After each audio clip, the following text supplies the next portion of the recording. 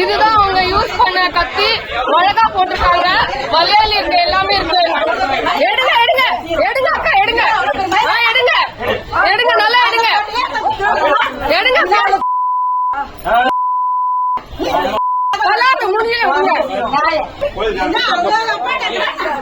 செஞ்ச தப்பு மன்னிப்பு கேட்டனா கூட பரவாயில்ல.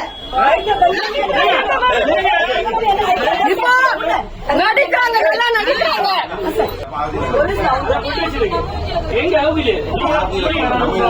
பேஸ் கழட்டுங்க கழட்டுங்க அண்ணா, கழட்டுங்க கழட்டுங்க, பேஸ் கழட்டுங்க.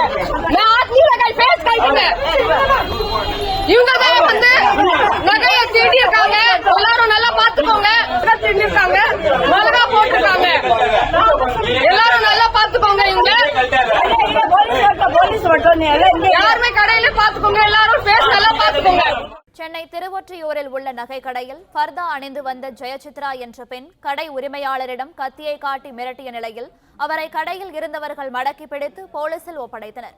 கூடுதல் தகவல்களை தருகிறார் எமது செய்தியாளர் வெங்கடேசன். வெங்கடேசன், வணக்கம். இந்த சம்பவம் பற்றிய மேலும் விவரங்கள்.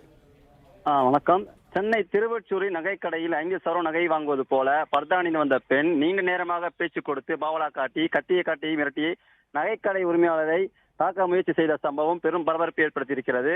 சென்னை திருவொற்றியூர் காலடிப்பேட்டை மார்க்கெட் பகுதியில் தேவராஜ் என்பவர் மஞ்சு ஜுவல்லர்ஸ் என்ற பெயரில் கடந்த 40 ஆண்டுகளாக நகைக்கடை நடத்தி வருகிறார். இந்த நிலையில் அவரது கடைக்கு பர்தா அணிந்து வந்த பெண் ஒருவர் நகை வாங்குவது போல போக்கு காட்டி 3 சவரன் செயின், 1 சவரன் வளையல், 1 சவரன் கமல் என 5 சவரத்திற்கு நகை வாங்குவது போல பார்த்துள்ளார். பின்னர் நகைகளை சரிபார்த்து வாங்குவது போல உரிமையாளர் தேவராஜிடம் பில் தொகையை கேட்டு பொழுது கணவர் பணத்தை எடுத்து வருவதாக கூறி வெகு நேரமாக காத்திருந்துள்ளார். இதனால் சந்தேகமடைந்த நகைக்கடை உரிமையாளர் தேவராஜ் மதிய உணவிற்காக செல்வதற்காக கடையை மூடுவதற்காக கூறியுள்ளார்.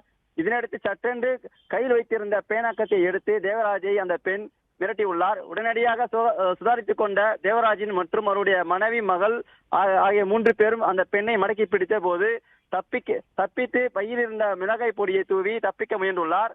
சத்தம் கேட்டு சாலையோர வியாபாரிகள் மற்றும் பொதுமக்கள் அந்த பெண்ணை மடக்கி பிடித்து போலீசாரிடம் ஒப்படைத்தனர்.